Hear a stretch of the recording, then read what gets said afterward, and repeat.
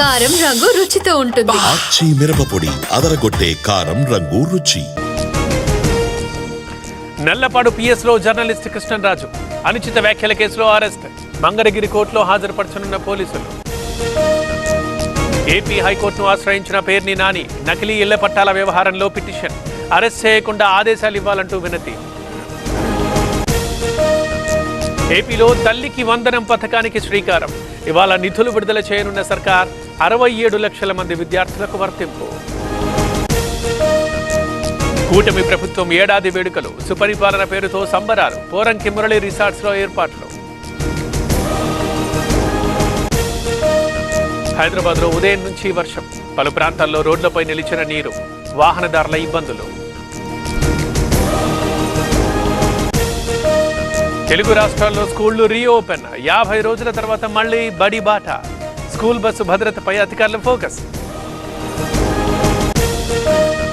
సినీ పరిశ్రమలో మార్పు రావాలి. పవన్ సూచనలను నిర్మాతలందరూ పాటించాలి. ఇకపై టికెట్ ధరలు పెంచబోమన్న దిల్ రాజు. ప్రభాకర్ రావుకి సిట్ నోటీసులు. 14న మళ్లీ రావాలన్న అధికారులు. ప్రణీత్ రావుతో కలిపి విచారణ.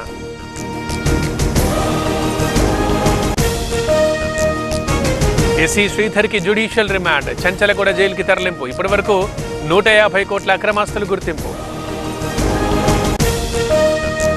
డబుల్ ఇంజిన్ సర్కార్తోనే అభివృద్ధి. కేంద్రం అనేక పథకాల్ని అమలు చేస్తోంది. ప్రజలందరూ గమనించాలన్న బండి.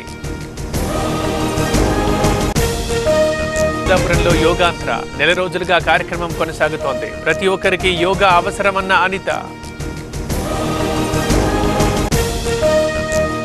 రోజు రోజుకి పెరుగుతున్న కరోనా. దేశంలో 7,000 దాటిన కేసులు. గుజరాత్లో 24 గంటల్లో 200 కేసులు. సోనంతో పాటు 4గురికి కస్టడీ. 8 రోజులు విచారించనున్న పోలీసులు. భర్తను చంపించినట్లు ఒప్పుకున్న సోనం. అమర్నాథ్ లావాదేవీలపై వదంతులు. 3,000 దాటితే ఛార్జీలంటూ ఫేక్ న్యూస్. తప్పుడు ప్రచారాన్ని నమ్మొద్దన్న కేంద్రం. ఇతరుల శాఖలపై మాట్లాడొద్దు. అనవసరమైన వ్యాఖ్యలు చేయొద్దు. కేబినెట్ భేటీలో మంత్రులకు మోదీ క్లాస్.